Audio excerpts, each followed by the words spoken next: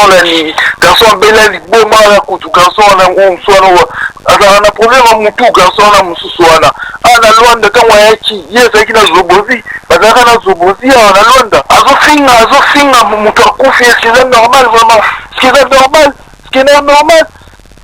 ya biso bazayiro vraiment bazayiro toke liboso te makamneni ya kofinga reporter te et pas mutu akufi c'est normal te zobozi répondre neni lelo répondre neni ya kofi mais azofinga ebongo na mutu azotinga ebongo vraiment basuka mabe pas tuer refia na yepa okoma liboma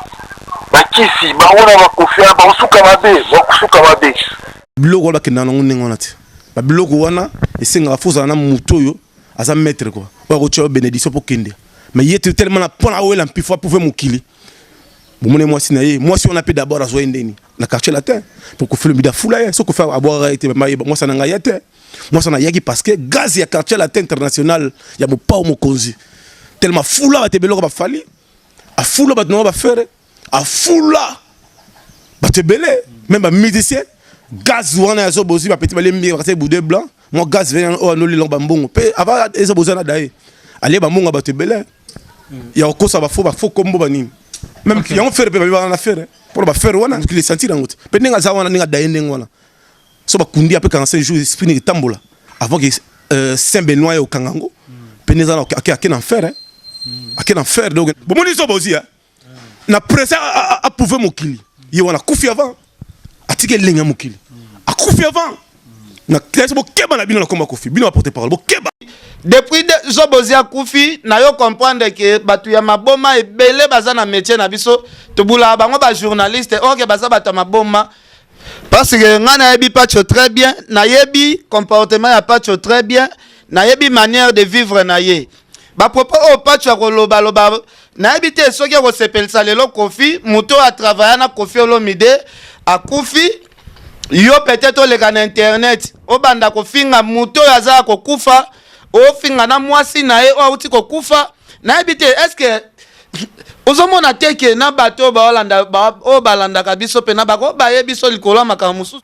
yo ozo attaquer muto akufi vraiment na ebite Pacho RFI na epona finga ete Pacho RFI e moko asali be émission ebele ya ko ben apesa Kofi ba kombo ya mabe nyonso ya mokili oyo na ebite lelo soki ya msusu nzala ozangi ya msusu mbongo ya kosomba ya msu sima obongisa ya msu liboso alupangu na yo kolukate obanda ko flatter mutu oyo finga Zobozi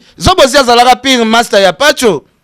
Zobozi wana baka azalaka pire master Pacho combien de fois Pacho RFI mwana mai na RSA l'émission na RL TV ba seria aussi la faire ego la propagande pour faire abandi pena mouvement mutazala osele pena propagande c'est Pacho zo yamba Zobozi ba osala be émission na ba plateau boye pena ya kobomaka Kofi Olomide lelo muninga kufi kaka muninga o azala ko ya na plateau bengisaka chaque dimanche na tongo bozotonga mutu kaka mutu bozala ko tonga ensemble Pacho na Zobozi ezalaka likita ya deux personnes o bazala ko sala be émission ozalaka basé pena ya kobeta ka Kofi Olomide lelo muninga kei yo likola lokoso ya mbongo oke ko trahir koloba ba propos eza dignité mais c'est grave lelo Pacho okolo bano lobi Zobozi bakisi nde bomisie est-ce que Pacho ko vivre éternellement na mokilo tozo pena Pacho ko vivre pena éternellement liwa ya muninga ozosala ngo feti liwa ya muninga ozosala ngo feti na ebite bato ba Holanda biso vraiment kozwa liwa ya moto moni Pacho aza master nanga na kofinga Pacho jamais mais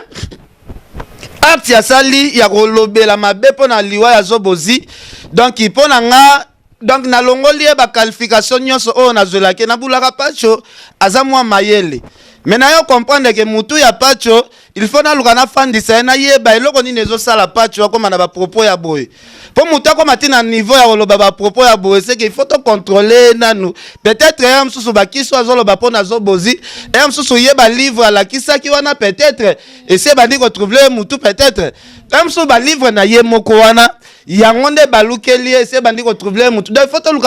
to zo ba médecin batala nanu donc batale pena bien to suivre batu ya ba science occulte tuna est-ce que azaka ndenge toyebela indeko na nga Frank Stema ya zopanza nga sango ke na ye na mbongo te boy na boy nga ken pia na luka mbongo na nga na mbanga na nga na luka mbongo pa mibali naza muto te ke na luka mbongo sima basi ou bien pona zo mbongo il faut na luka ba jo oyo ba betaka ba jo na face po ba pesa nga mbongo nga luka ka mbongo na sala ka relation na mibali o baza mibali ngai na ba jete ke o ken pia na nenga zawana ba pesa ka sima na e ba travail moi na attaquer Frankité nazoka ngwe pa batu moi na vie faut muto zalaka reconnaissant ngana luka soki natali pena ba video namoni ba propos ya Franki kaka o ya mabe po na habite yaza mwasi na ngai te aza mwasi na ngate ngapende na boye nakataka na ngape ba jote